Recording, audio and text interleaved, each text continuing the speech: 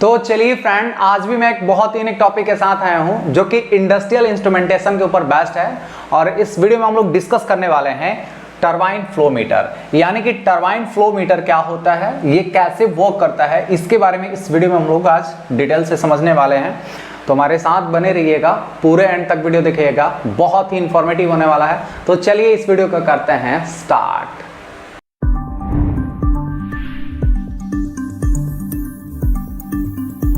तो चलिए फ्रेंड, अभी हम लोग टरबाइन फ्लो मीटर के बारे में डिटेल से स्टडी कर लेते हैं। तो देखिए, इस टॉपिक को समझने के लिए मैंने यहाँ पे एक बहुत ही सिंपल सा डायग्राम बना रखा है। इस डायग्राम की मदद से हम लोग अच्छे से डिटेल से समझने वाले हैं।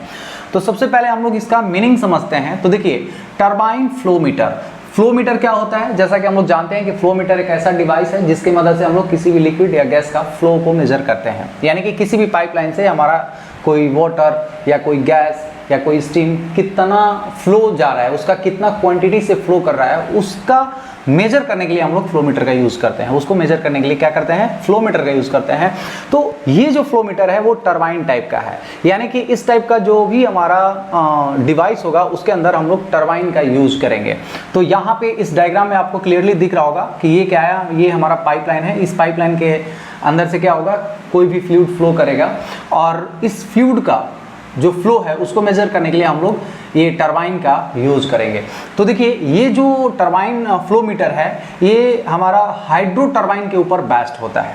हाइड्रो टरबाइन में जैसा कि हम लोग इंजीनियरिंग में भी स्टडी किए हैं कि हाइड्रो टरबाइन में क्या किया जाता है कि पानी के प्रेशर से टरबाइन का जो रोटर है उसको रोटेट करवाया जाता है। यानी कि एक सर्टेन हाइट से हम लोग पानी जो है उस टरबाइन रोटर ब्लेड पे इम्पिंगमेंट कराते हैं, जिसकी वजह से हमारा टरबाइन रोटर रोटेट करने लगता है और उस रोटेशन की वजह से हमारा टरबाइन का शाफ्ट रोटेट करता है और टरबाइन का शाफ्ट हमारा जनरेटर के शाफ्ट से कनेक्ट करता है और हमें इलेक्ट्रिसिटी प्रोड्यूस हो जाता है। तो सिमिलर यहाँ पे हम लोग पावर जनरेट नहीं करेंगे, हम लोग यहाँ पे क्या करने वाले हैं, तो हाइड्रो टरबाइन जैसा ही वर्क करेगा, लेकिन उसमें क्या होता है, वर्टिकल पानी हम लोग वहाँ पे फ्लो करवाते हैं। लेकिन इसमें क्या होगा, हमारा हॉरिजॉन्टल लाइन में पानी फ्लो कर रहा है, उसी के रास्ते में हम लोग एक टरबाइन को रख देंगे, जिसकी वजह से हमारा जो पानी फ्लो करेगा और इसका ऐसा अरेंजमेंट रखते हैं कि हमारा टरबाइन के ब्लेड पे इम्पिंगमेंट करे और टरबाइन का जो ब्लेड है वो मूव करेगा।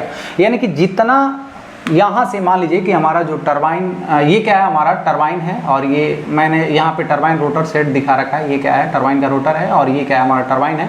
टरबाइन के ऊपर क्या है, बहुत सारे ब्लेड लगे रखे हैं और इधर से हमारा जो है फ्लूइड जो है फ्लो कर रहा है और इधर से निकल जा रहा है, ठीक है।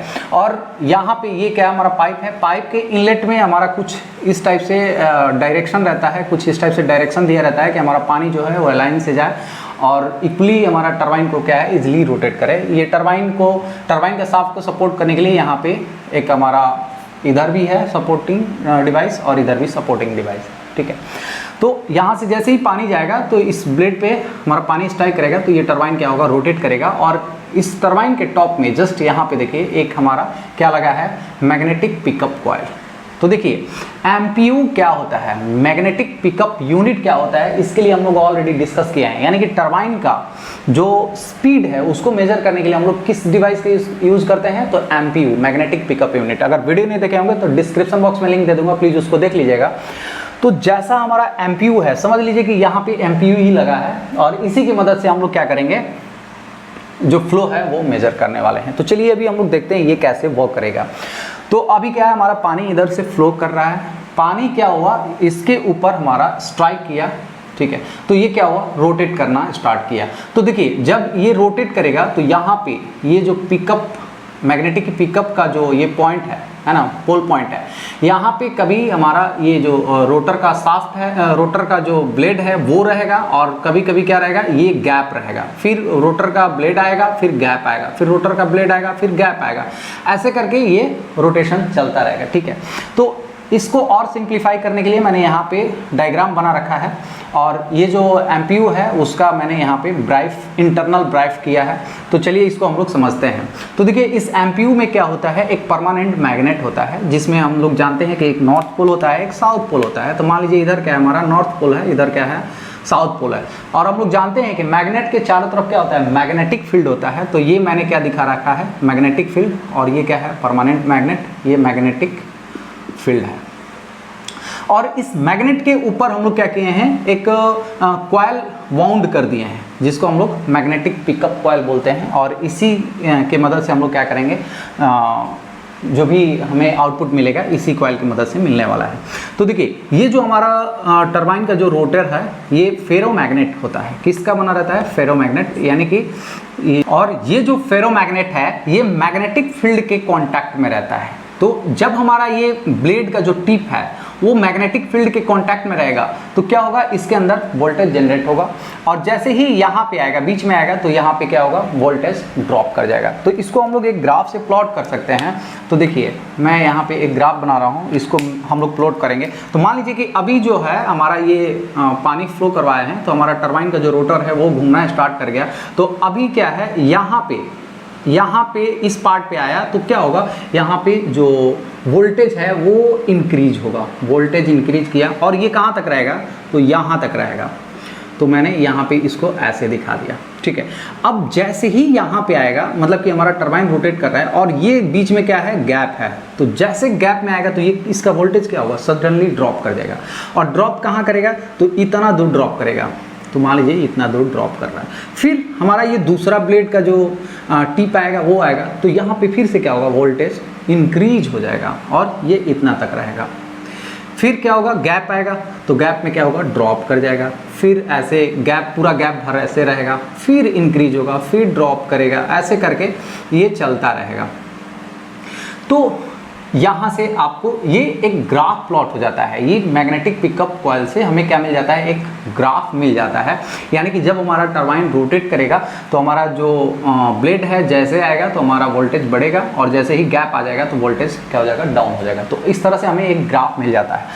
तो ये टरबाइन का जो रोटर है जितना स्पीड से रोटेट करेगा उतना ही हमारा जो फ्रिक्वेंसी है वो क्या होगा, ज़्यादा होगा। यानी कि मान लीजिए कि अभी हमारा जो ये रोटर है, पानी का जो फ्लो है वो बहुत कम है, तो हमें ये ग्राफ मिल रहा है। लेकिन अभी हमारा पानी का जो फ्लो है वो बढ़ गया, तो ये जो ग्राफ है कुछ इस टाइप से मिलेगा।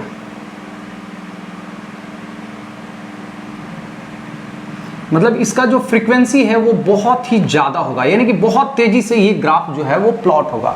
इसका मतलब क्या है कि ये जो हमारा ग्राफ है वो डायरेक्टली इंडिकेशन ये होता है कि हमारा टरबाइन का जो स्पीड है वो कितना रोटेट कर रहा है। और इसी ग्राफ की मदद से हम लोग क्या करते हैं कि इस ग्राफ को यूज करके हम लोग प्रिडिक्ट करते हैं कि हमारा जो फ्लो है वो कितना है। यानी कि फ्लो अगर कम होगा तो टरबाइन का जो रोटर है वो कम रोटेट करेगा, तो हमारा जो फ्रीक्वेंसी है वो मतलब बहुत ही कम आएगा।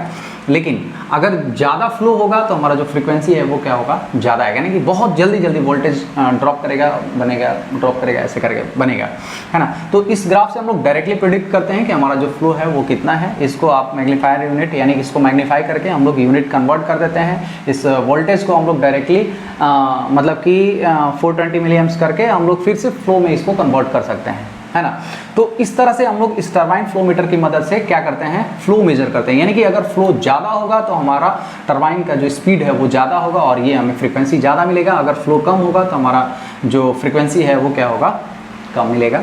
तो इस तरह से हम लोग इस एमपीयू की मदद से, यानी कि मैग्नेटिक पिकअप यूनिट या मैग्नेटिक पिकअप कॉइल की मदद से हम लोग जो फ्लो है वो मेजर कर लेते हैं। तो यहाँ पे ये किस टाइप का टरबाइन हो गया, तो हाइड्रो टरबाइन, यानी कि पानी या कोई भी फ्लूइड या लिक्विड, मैं हाइड्रो टरबाइन नहीं बोल रहा हूँ, लेकिन प्रिंसिपल वही है कि कोई भी फ्लूइड इस पर फ्लो करेगा तो ये रोटेट करेगा और ये हमें आउटपुट देगा, और उस आउटपुट सिग्नल को हम लोग क्या करते हैं, फ्लो में कन्वर्ट कर लेते हैं। और इस टरबाइन फ्लो मीटर को इंस्टॉल करने के लिए इसका भी कुछ मतलब अजम्पशन होता है कि ये जो हमारा इधर क्या होता है, हमारा इनलेट साइड है, इधर क्या है, हमारा आउटलेट साइड है ना।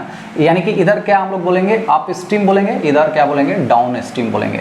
तो कभी भी हम लोग टरबाइन फ्लो मीटर लगाते हैं तो हम लोग इसका स्ट्रेटनेट चेक करते हैं कि हमारा जो अप स्ट्रीम में है वो कितना होना चाहिए। तो 5 से लेकर के 10 डी इसका अज्यूम करते हैं, 10 डी होना चाहिए। और हमारा डाउन स्ट्रीम में कितना होना चाहिए, मिनिमम हमारा 5D होना चाहिए, यानी कि 5D, यानी कि ये जो डायमीटर है, मान लीजिए कि इसका डायमीटर कितना है, 100 mm है डायमीटर, तो ये कितना हो जाएगा, 500 mm हो जाएगा। और ये अगर 10 है तो ये कितना हो जाएगा, 1000 mm हो जाएगा। इतना mm हमारा स्ट्रेट होना चाहिए, उसके पहले हमारा कोई भी बेंड नहीं होना चाहिए, यानी कि 1000 mm से पहले कोई भी बेंड नहीं होना चाहिए। 10D आप समझ लीजिए, जितना डाया होगा उतना के हिसाब से आप एज्यूम कर सकते हैं। और इसमें टरबाइन फ्लो मीटर जब भी लगाते हैं तो इसमें भी डायरेक्शन दिया रहता है कि हमारा इधर डायरेक्शन दिया है, यानी कि हमारा टेल साइड में क्या होगा, इनलेट होगा, और हेड साइड में क्या होगा, हमारा पानी आउट होगा। तो ये था एक बहुत ही सिंपल सा छोटा सा टॉपिक। उम्मीद करता हूँ टरबाइन फ्लो मीटर का वर्किंग कंस्ट्रक्शन आपको अच्छे से समझ में आ गया होगा। और एमपीयू के लिए एक बार जरूर आप लोग वीडियो देखिएगा, उसमें आपको बहुत अच्छे से कंसेप्ट क्लियर हो जाएगा। तो ये हुआ all about turbine flow meter के बारे में। उम्मीद करता हूँ मेरा वीडियो आप लोग को अच्छे से समझ में आ गया होगा। अगर मेरा वीडियो आप लोग को अच्छा लगा, इन्फॉर्मेटिव लगा, तो प्लीज़ मेरे वीडियो को लाइक कर दीजिए।